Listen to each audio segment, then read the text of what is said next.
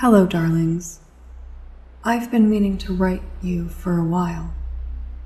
You see, the most dreadful thing has been happening. I've been feeling more and more each day that I don't belong with any of you idiots. I don't understand how you accept death, hatred, suffering. You must really all hate each other very much. I can finally write to you because there is good news. I had a dream and it led me down a path. There, I found more people like me. This is that story. Reluctantly yours, Roxie.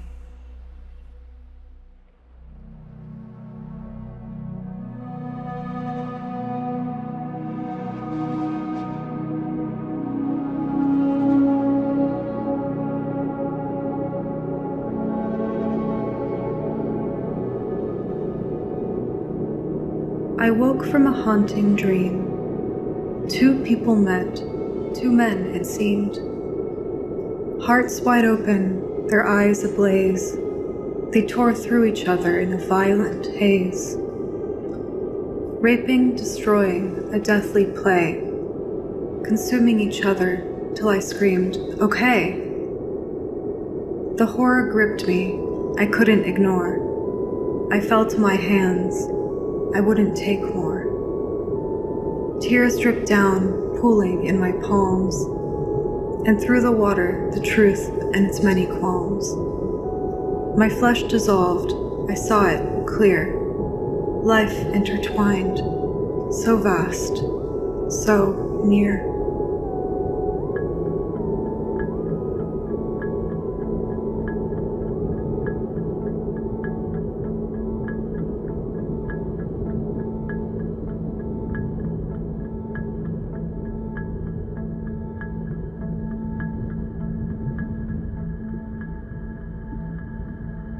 Now I'm awake, dreams hard to recall, but something still lingers, after all. Maybe it mattered, maybe even a lot. Maybe it's staying with me, or maybe not. God, that would be so inconvenient. First, I had to brush my teeth, drink my coffee, and read The Geochemical Origins of Life by Robert Ebnes. I didn't get it. Darwin, can you hear me? You're being very loud. Can you please stop screaming? Sorry, I'm just filled with existential dread. I'm sure you get it. I don't. Right, I guess you kind of figured it out already. So tell me then, what's the point of it all? I must know. We're all related to each other. Okay, the implications of that are kind of gross, don't you think? I should infer that probably all the organic beings which have ever lived on this earth have descended from some one primordial form into which life was first breathed. We call it Luca, the last universal common ancestor. Who breathed? Doesn't breath imply a being that's breathing? It was likely a single-celled organism. Tiny, tiny, tiny, tiny. How did you know? No what? That it all came from Luca. That my body, your body, are somehow linked. When you zoom in far enough, you find similarities. More specifically, we share the same genetic code. When you enter the microscopic universe, you start to recognize people, creatures. It all feels so familiar, like we've been there before, like we've dreamt it. Pulsing through our veins is not only blood, but also the memory of these past lives. We have seen this.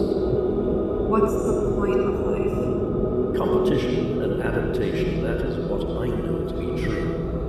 Luca started as one. Beneficial mutated adaptations branched Luca into something else, and then something else, and then us, creating the tree of life. Survival of the fittest.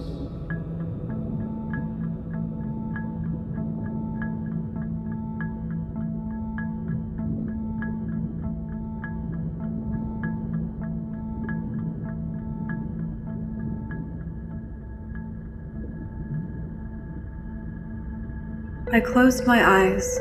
I needed a break, a moment to breathe for my own fucking sake. I wasn't the strongest around. Did that mean I'd end in the ground? The thought of it just doesn't seem fair. I feel there's more we deserve. I promise. I swear. It weighs on my heart. I can't let it lie. There must be a way where none have to die. I needed a second. I've never been the fittest at anything. This surely confirmed my imminent demise. Okay. We got this. I just need to figure out the point of life. How hard can it be? It's fine. This will be good. It'll be great. Hello? Hi, yeah, Lynn. It's me. I just got off the phone with Darwin, and it was kind of a drag, to be honest. I know that what he's saying has relevance, but... He shows a topology that all life comes from a common ancestry, and I think all Darwinians would completely agree. Do we not? Everybody agrees. It's a brilliant insight of Darwin that we can laud. Yeah, I got that. The last universal common ancestor leading to the tree of life. The concept that the tree is the right topology, I think is very wrong. What? It's very wrong, because the tree assumes that the lineages continue to branch and branch and branch from the common ancestor. There was movement of genetic material from one branch to another. That makes the topology a net, a web, and no longer a tree. Whoa. Yeah, okay. So what you're saying is that evolution didn't happen because of competition and mutation. It happened from genes collaborating together, cells fusing, becoming one, jumping from branch to branch in the tree of life until they were stronger. That's the basic point I want to make. So really, our genes, our DNA, are not inherently selfish. Because a gene doesn't have a self. A gene's not a self. How can something be selfish if it has no self? If life doesn't have a self, what does it have?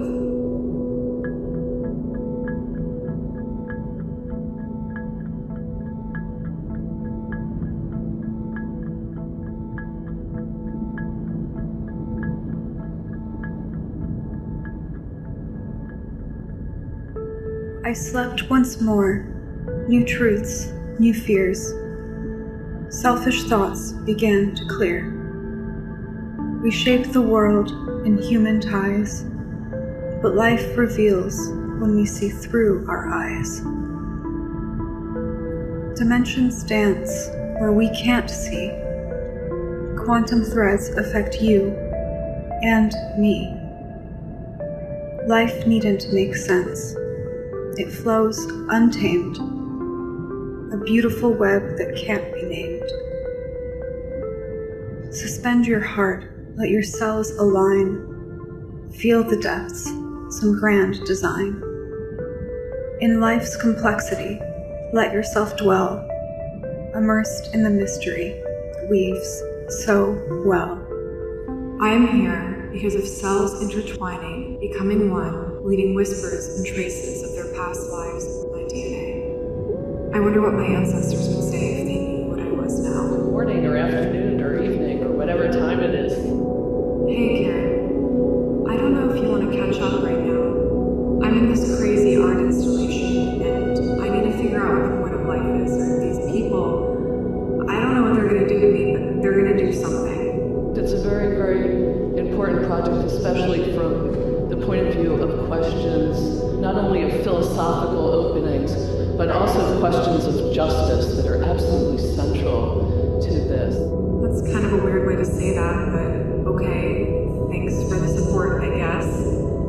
I don't know, Karen. I'm struggling. I'm inferring based on some conversations I've had today that something about the point of life is also about the way that life interacts with itself, with each other. I mean, cells are never alone. Have you ever heard of one cell? It doesn't make any sense. Like, okay, look at my hand. It's like if there's one reaching out and touching something, let's say another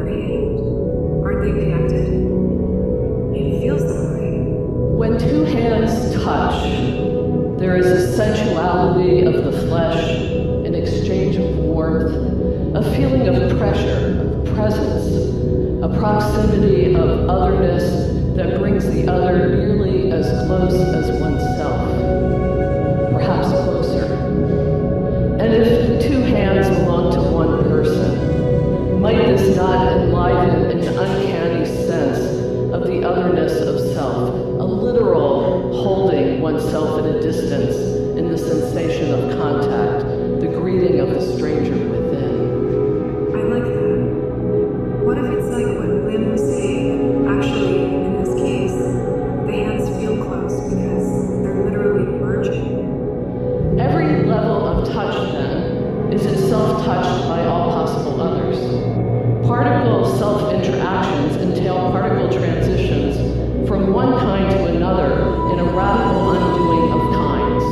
Hence, self-touching is an encounter with the infinite alterity of the self. When I'm touching my own hand, my brain talking to my own brain, I'm actually touching and talking to everyone in this room. My hand is on your shoulder, it's on your chest, it's interlacing your fingers. Can you feel it? Can you feel me entering you, just like how you're entering me? What is being called into question here is the very nature of self, and in terms not just of being, but of time.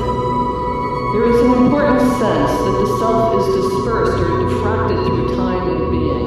In the time that you've been standing here, we've traveled through time together, connecting us on a fundamental, anatomical, quantum, and dimensional level.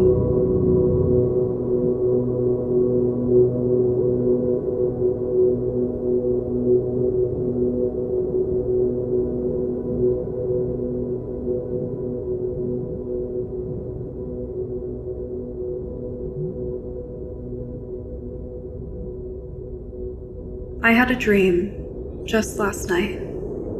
A figure appeared, a woman, downright.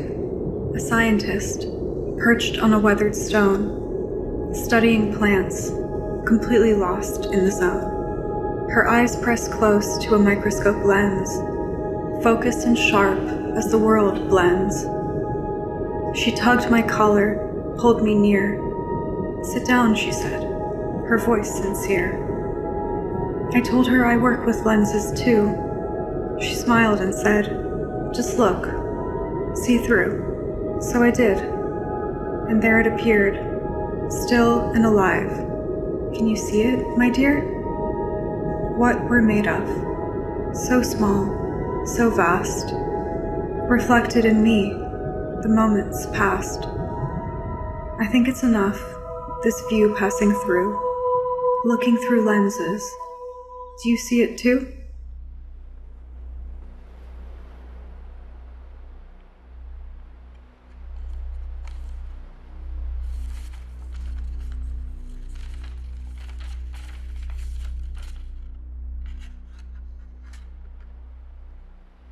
Hey darlings, Roxie here. Dreams are famously ambiguous. Despite that, I need you to understand. Nobody acts or lives separately from others. If you think that you are an individual, that you act alone, that you are not hurting or helping anyone, you are lying to yourself and me. I hate liars. Reluctantly yours, Roxie.